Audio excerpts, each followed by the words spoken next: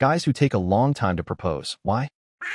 People often assume that if a man doesn't propose, it automatically means he's careless, immature, or just wasting her time.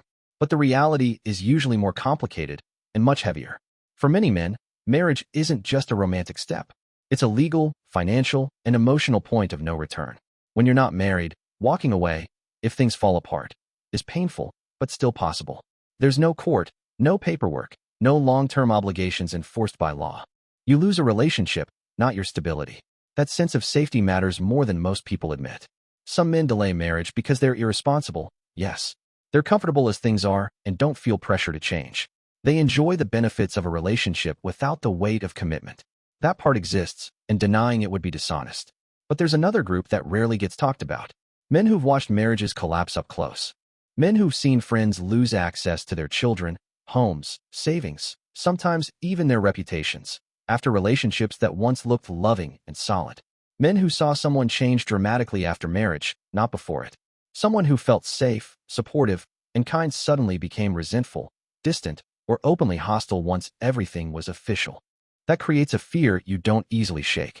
Before marriage, you're choosing each other every day. After marriage, you're often fighting systems as much as feelings. And when children enter the picture, the stakes become terrifying.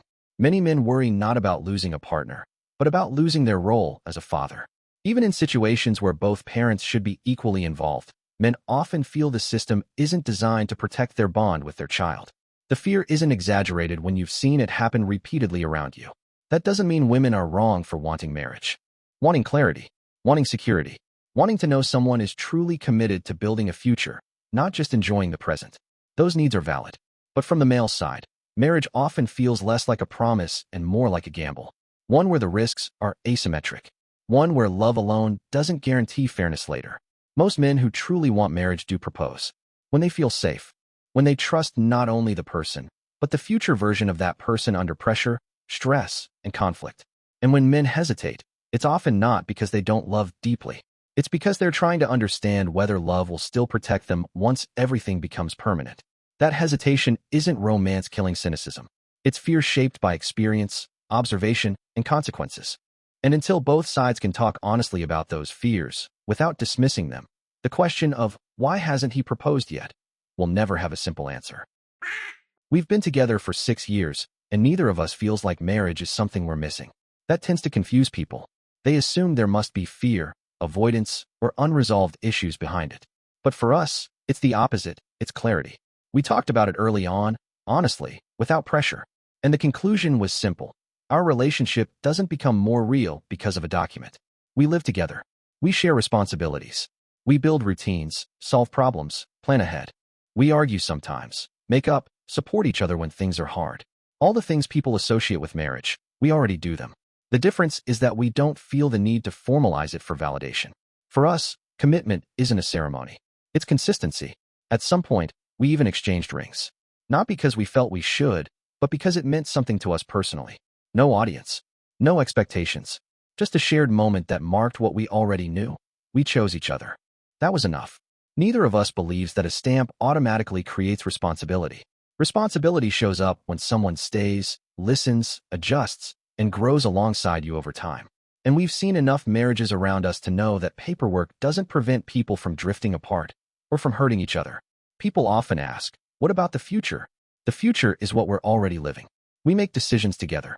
We treat each other as partners, not placeholders. And if one day we decide marriage adds something meaningful to us, we'll revisit it. Not because of pressure, not because of tradition, only because it feels right. Until then, we're not waiting for commitment to begin. It already did, quietly, steadily, without needing permission from anyone else. Sometimes it's much simpler and much harder than people want to admit. Some men don't propose because they aren't fully sure this is the person they want to spend the rest of their life with. That doesn't mean they don't care. It doesn't mean the relationship is fake. It doesn't mean they're using anyone. Life isn't black and white. You can genuinely love someone and still feel hesitation. You can enjoy being with a person, feel comfort, closeness, routine, and at the same time be aware of traits that slowly wear you down. Things that don't break the relationship today, but raise quiet questions about tomorrow. Maybe parts of her personality inspire him, and other parts constantly irritate him. Maybe they work well together now, but the thought of decades feels heavy, not exciting. Add to that the fear of being alone, the fear of starting over, the fear that this might actually be the best connection you'll find, and that leaving means risking something worse, not better. So people stay, not out of cruelty, but out of uncertainty. Marriage feels permanent in a way dating doesn't. When you're unsure, proposing feels like lying to yourself. And some men would rather stay in an undefined space than make a promise they aren't fully confident they can honor. From the outside, it looks like indecision. From the inside, it feels like being stuck between gratitude and doubt. They tell themselves, it's good enough. It could be worse. Maybe time will change how I feel. Sometimes it does. Sometimes it doesn't. And that's the uncomfortable truth. Not every long relationship is moving toward marriage. Some are simply pausing, waiting for certainty that never fully arrives. That doesn't make anyone the villain. It just means that love, fear, comfort, and doubt can exist at the same time.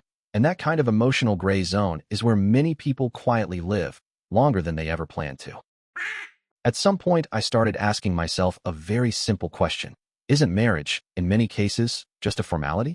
If you already live together, share responsibilities, support each other, build routines, handle conflicts, plan ahead, what exactly changes the day after a signature? You still wake up next to the same person. You still deal with the same problems. You still choose each other every morning. For me, commitment was never about paperwork. It was about showing up, about being reliable, about doing the unglamorous parts without needing applause or legal pressure. If two people are genuinely happy, growing together, and treating each other as partners, does the rest really matter that much? What surprised me most is how often this question turns into silent resentment instead of an honest conversation. One person waits. The other assumes everything is fine, and neither actually says what they're afraid of. If marriage is important to you, say it. If you need clarity, ask for it. If you're unsure about the future, talk about it. Waiting for the other person to read your mind or take the hint rarely ends well. I've seen relationships break not because someone didn't propose, but because no one dared to ask why. Because expectations were built quietly, without being shared, until disappointment became inevitable. Initiative shouldn't be a test. Silence shouldn't be a strategy. If you're living together, loving each other, and building something real, then the most important thing isn't the status, it's communication. Knowing where both of you stand, even if the answers are uncomfortable. Marriage shouldn't be a surprise ultimatum. It should be a mutual decision reached through honest conversations. And sometimes, just being brave enough to ask the question matters more than the answer itself. The first time, it felt like bad luck. We were together for a year. Everything clicked. Values, humor, plans for the future. I was already thinking about a ring, about proposing. I was sure, completely sure. She cheated. We broke up. I told myself it was a fluke. That not everyone is like that. That love just takes courage. The second time, I was more careful. We took it slow. 2 full years. We talked about marriage openly, about kids, about where we wanted to live. I wasn't rushing, but the intention was there. She cheated too. We broke up. That one hurt differently. Less shock, more disbelief. I started wondering if there was something wrong with how I chose people, or maybe with what commitment triggered in them. Still, I didn't give up. The third relationship lasted for years. 4. We grew together, weathered stress, job changes, family issues. I felt older, wiser, more grounded. When I proposed, it felt earned. She said yes. We were engaged. People congratulated us. Dates were set in our heads, even if not on paper. Then it happened again. Cheating. Another breakup. That's when something inside me finally shifted. Not bitterness. Not hatred. Just a deep, quiet exhaustion. After that, marriage stopped feeling like a promise and started feeling like a curse. Every time I was ready to build something permanent, it seemed to trigger the exact opposite response in the person I trusted most. Like commitment unlocked a version of them I had never met before. Now, when people ask why I'm slow to propose, why I hesitate, why I don't believe in marriage, I don't know how to explain it without sounding broken. It's not that I don't want love. It's not that I don't want commitment. It's that every time I was sure, every time I put my whole future on the table, I watched it get destroyed the same way. At some point, you stop trusting patterns. You stop trusting certainty. You stop trusting your own judgment. So yes, I take my time now. Yes, I hesitate. Yes, I ask myself questions I never used to ask. Not because I'm afraid to love, but because I know exactly how much it can cost when you do. Sometimes I genuinely don't understand why marriage is treated like something that magically fixes everything. Why? What exactly does a stamp and a passport change? How would my life be fundamentally different before marriage and after it? Would I love more? Respect more? Be more responsible? If a piece of paper is required for those things to happen, then the problem was never about status in the first place. The statistics don't inspire confidence either. A large percentage of marriages end in divorce. These aren't abstract numbers. They're real people. Couples who looked solid not long ago, and now they're dividing property and fighting in court. That's why the idea of getting married just because it's expected has always felt strange to me.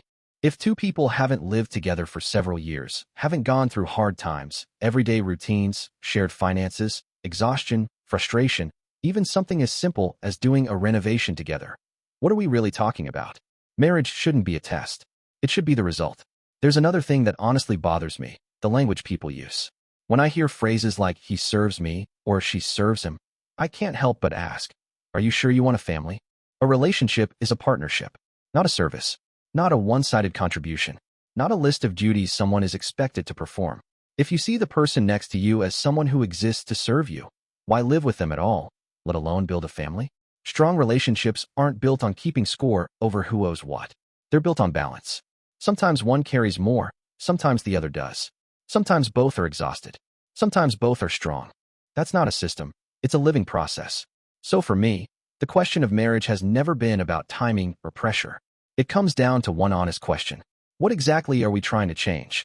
If the answer is nothing, then marriage isn't urgent. If the answer is everything, then the issues ran far deeper than the absence of a signature. We got married after about 5 years together. I honestly don't even remember the exact number anymore. At some point, it just stopped being important. Why didn't I propose earlier? To be honest, I never really saw the point of a stamp and a passport.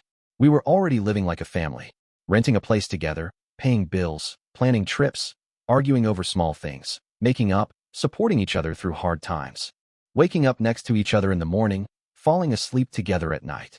Everything was real, no trial version. So the same thought kept coming back to me over and over. What exactly would change after getting married?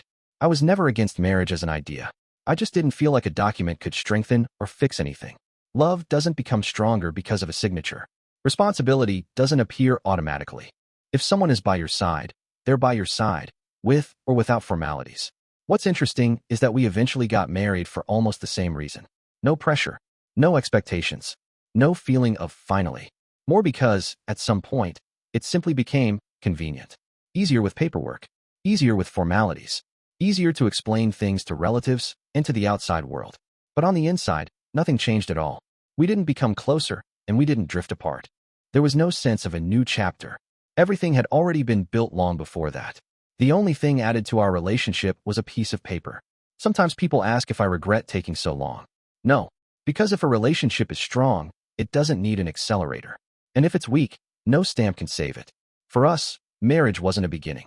It was a formality that simply acknowledged what had already existed for a long time. There are guys who do want marriage. They just want to do it thoughtfully and responsibly. And honestly, it's stupid to move to the next stage when the current stage is full of real problems and unanswered questions about your partner. What happens a lot is this. The guy brings up concerns, tries to talk about serious issues, points out things that need to change, and it doesn't get taken seriously. Not always, but often enough. His doubts get brushed off, minimized, or treated like he's just being difficult. Meanwhile, the pressure keeps building from the other side. And that's where you start hearing the same line over and over again. I waited. I'm waiting. I'm tired of waiting. The problem isn't wanting commitment. That part is normal. The problem is that some people genuinely only wait instead of actually building the relationship. They wait for the ring like it's a finish line, while ignoring what their partner has been trying to communicate for months. And over time, something toxic creeps in, disrespect. Sometimes it's subtle and not even intentional at first. Dismissive tone, eye-roll energy, impatience, treating his hesitation like a personal insult instead of a signal that something isn't resolved. But when someone's been waiting so long that they're already angry, the disrespect becomes obvious. It turns into this attitude of, you owe me. You're wasting my time. If you loved me, you'd already do it. And once that dynamic forms, it's hard to come back from it. Because a proposal isn't supposed to be a reward for patience. It's supposed to be a decision made for mutual trust, stability, and respect. If one person is begging for the next step while refusing to deal with the problems in the current step, marriage doesn't become the solution. It becomes the thing you use to cover the cracks, until they split wide open later. I used to think hesitation meant fear. Now I understand it can also mean awareness. In my last long relationship, I wasn't running from marriage. I was running toward clarity. And the further we went, the more I realized how little space there was for honest conversation. On the surface, everything looked fine. We lived together. People around us assumed we were just one step away. Family hinted. Friends joked. Her parents already treated me like a permanent fixture. And she waited. At least, that's how she described it. But waiting was the only thing she did. Every serious conversation, we had felt one-sided. Whenever I brought up concerns, not about love, but about communication, boundaries, money, future expectations, the reaction was always the same. She'd nod, say we'll figure it out, then quietly redirect the conversation back to timelines. When are we getting engaged? How long do you think is normal? Do you even see a future with me? The questions weren't wrong. The timing wasn't wrong. But the avoidance was. What she never asked was why I was slowing down. She didn't want to open uncomfortable topics because, in her mind, talking about problems felt like a delay tactic, not like a necessary step. Over time, I started to feel like my role wasn't to be a partner, but a checkpoint. If I didn't propose, it meant I was failing some invisible test. What hurt the most was the lack of curiosity. She wasn't interested in understanding my hesitation, only in overcoming it. As if doubt was something to be conquered, not explored. I remember one night trying to explain that marriage wouldn't magically fix the tension we already had. That if we struggled to resolve conflict now, adding legal pressure wouldn't make us better at it. She listened quietly, then said, I just don't want to wait anymore. That sentence stayed with me. Not, I want to build this together. Not, I want to understand you. Just, I'm tired of waiting. And that's when it clicked. Waiting had turned into resentment. Resentment had turned into entitlement. Without realizing it, she had already started viewing me as someone who owed her progress, not as someone whose concerns mattered. Little comments began slipping out. Passive frustration. Comparisons to other couples. Jokes that weren't really jokes. I could feel respect eroding, not because she was cruel, but because unresolved expectation is corrosive. When people wait too long without reflection, patience doesn't turn into wisdom. It turns into anger. I didn't leave because I didn't love her. I left because I could see where this was going. A marriage built on pressure doesn't start with partnership. It starts with obligation. I still believe in marriage. I still want it deeply. But I also believe that the step itself is meaningless if the foundation isn't solid. No ring can replace emotional safety. No ceremony can compensate for conversations that never happened. Some men delay not because they're afraid to commit, but because they're afraid to commit wrong. Because once you ignore doubts long enough, they don't disappear after the wedding. They just wait quietly, until the cost of ignoring them gets much higher. That's the part people don't like to hear. But it's the truth.